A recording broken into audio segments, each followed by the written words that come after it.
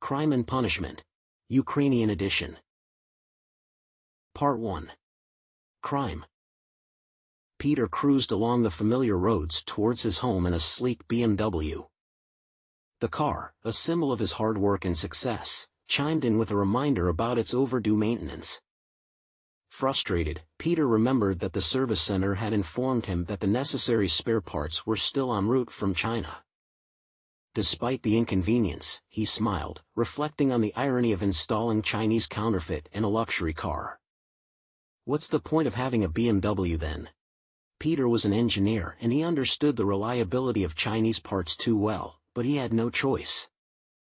The air was thick with the scent of autumn, and, as he maneuvered through the dimly lit streets on his way home, Peter's mind was still absorbed in his work. He was a bright mid-career electrical engineer, fully committed to his job. He dedicated 15 years of his life to ensuring the reliability of the national grid. In addition to his career, he only cared for two more things: his family and traveling. Coming from a well-educated Russian family, Peter had traveled extensively, accumulating a wealth of personal experiences and friends in Western Europe and the USA.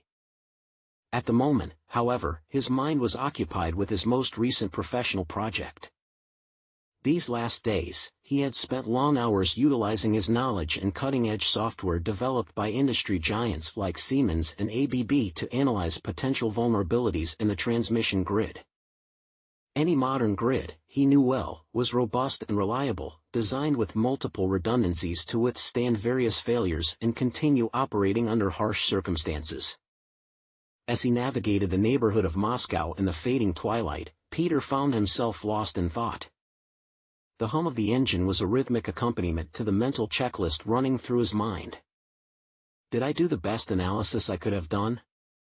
His role as a power grid analyst was to identify critical nodes, power plants, substations, etc., the simultaneous failure of which would cause the most significant damage to the grid. Peter had developed his own methodology, drawing from his experience and the knowledge gained at international conferences and through cooperation with European partners. As he drove, memories of one such conference in London flooded back.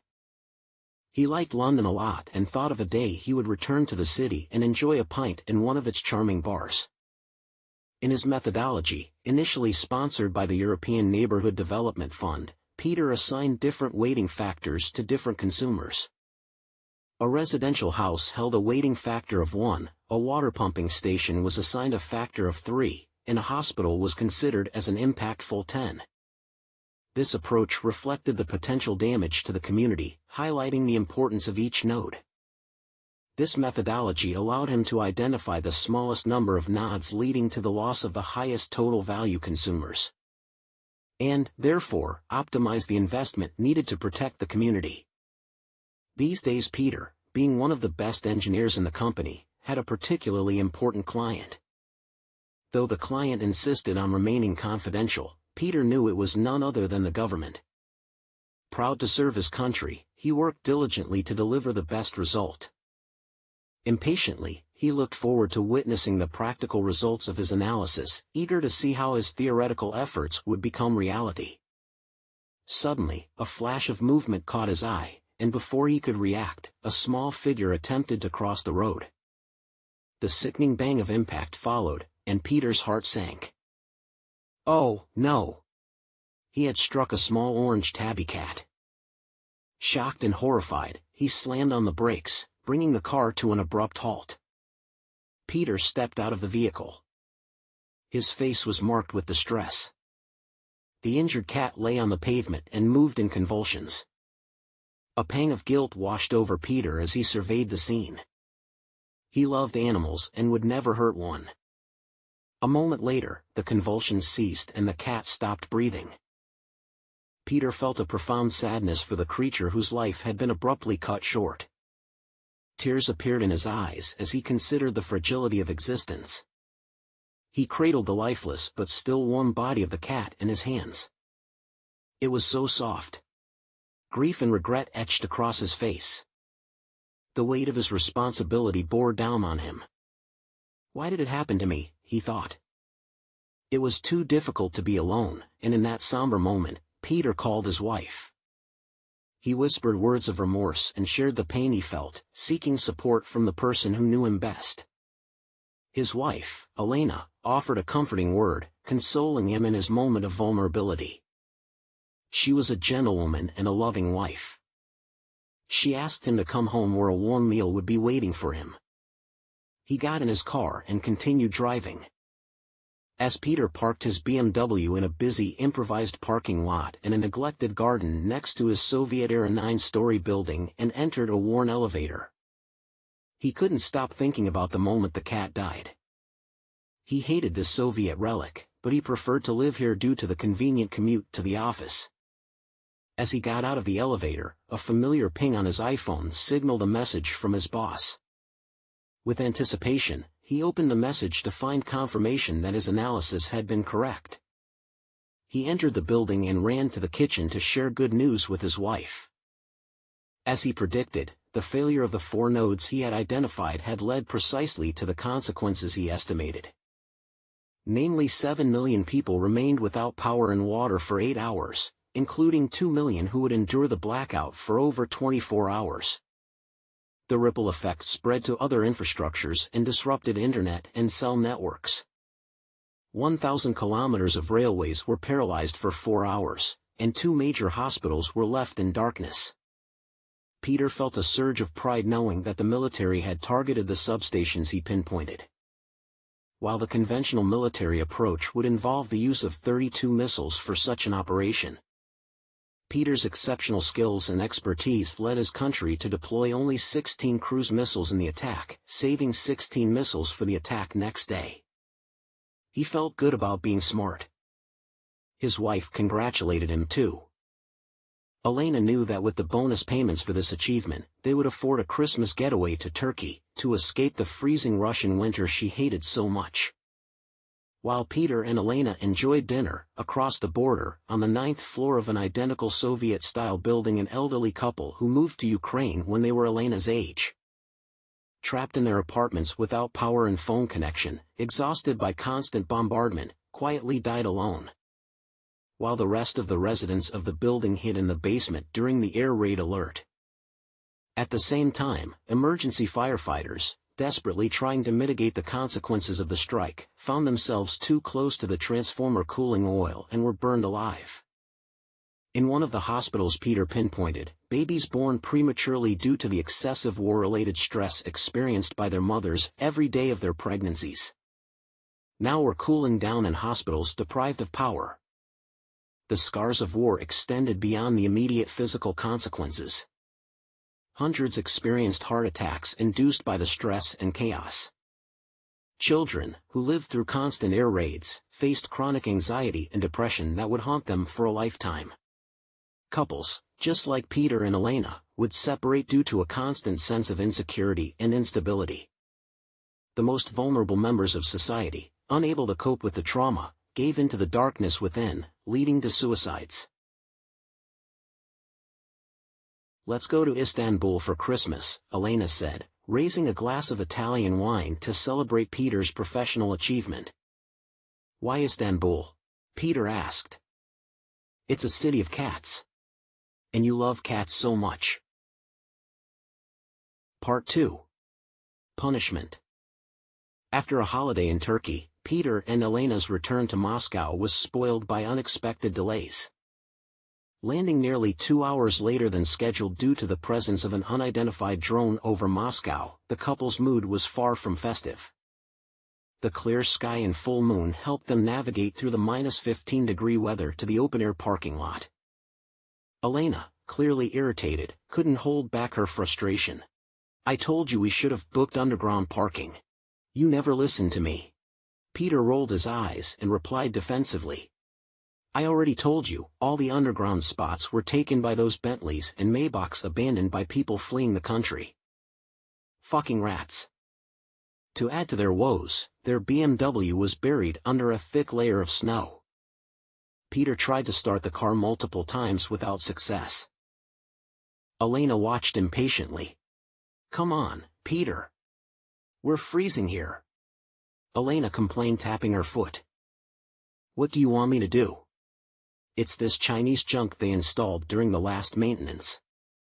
Determined to resolve the issue, he opened the hood, inspected the engine, and made another attempt to start the car. Success. The engine roared to life, and Peter couldn't hide his elation. However, the car needed a good 10 minutes to warm up in the freezing temperatures before they could hit the road. Their troubles weren't over yet. At the parking exit, a man with Chechnya warrior paratrooper tattoos operated the barrier. He appeared to be around 45 years old and demanded double the expected payment. "Why are you charging us twice the usual fee? This is outrageous." Peter attempted to reason with the man. "It's not up to me. The tariffs went up because of inflation. I have no say in it." The former soldier, burdened by his currently low social status, explained defensively that he had no control over the tariffs, blaming Americans for the inflation. Seeing no point in further argument, Peter reluctantly paid the inflated fee, and they finally left the parking lot. As they navigated the snow-covered roads of Moscow, they fully realized that they were back to Russia. Peter turned on the radio, eager to catch up on the latest news. A strong male voice enthusiastically announced battlefield victories, detailing military achievements and bragging about millions of eliminated terrorists so far. Peter listened intently to the information, looking for bits relevant for his work. However, Elena, less interested in politics, quickly intervened. "Peter, can we please listen to something else? I don't want to hear about the special military operation right now." Peter, obliging, switched the radio to a generic pop music FM station. Elena seized the moment, taking out her iPhone to capture a photo for her Instagram. She retrieved a bottle of champagne from their duty-free haul, putting on a show of excitement for the camera. "This brand of champagne left Russia over a year ago. Here it's worth 3 times what we paid for it." On the first take, Peter's expression didn't meet Elena's expectations. Unhappy with the result, she demanded with a hint of annoyance, "Come on, Peter, at least try to look happy." Peter made an effort to show a more joyful facial expression, and satisfied with the second attempt, Elena snapped the photo. She swiftly published it on Instagram with the caption "Back to Russia." #ZOV. Though unsure of the hashtag's meaning, she had noticed others using it, and it seemed to attract more likes, so she embraced it. "My high school girlfriends will be so envious of our vacation. I've been sharing every step of it." Elena was proud of her Instagram and actively showed off their trips, purchases, and activities. Peter, trying to concentrate on the snowy road amidst the bustling traffic even at 1:45 a.m. in Moscow, offered a distracted, unemotional response. "That's nice, Elena." The couple finally arrived home, only to find no available parking near their apartment building. Frustrated, they dropped their car on the sidewalk, squeezing it between another car and a tree. Peter even felt a little bit guilty for blocking pedestrians, so he promised to himself to move it first thing in the morning. They took their luggage and duty-free purchases and plowed through the snow towards the entrance of the Soviet-era residential building. It was past 1 a.m. and the deserted streets were echoing with a close-by hooting of an owl and distant wails of an ambulance. Near the entrance, a heavily intoxicated man sprawled on a bench, seemingly indifferent to the biting -15-degree cold. Another drunk faced the closed entrance door, muttering incomprehensibly. As the couple approached, Peter, impatient and tired, addressed the man blocking the entrance. "Hey, you, get out of the way. Let me get home." The middle-aged drunk turned around and addressed Peter with familiarity. "Peter, little brother, is it you?" Skeptical, Peter replied. "Who the heck are you?" "I'm Serhiy, your neighbor. My mom lives 2 floors below you. Don't you remember me? You were just a kid when I went off to the army." Though Peter didn't immediately recognize him, the man's face seemed vaguely familiar. Dismissing him, Peter insisted on moving forward. "Okay, so what? Don't block the way." "Peter, little brother, do you have 100 rubles? Help me once." I just need a beer. One beer, nothing else.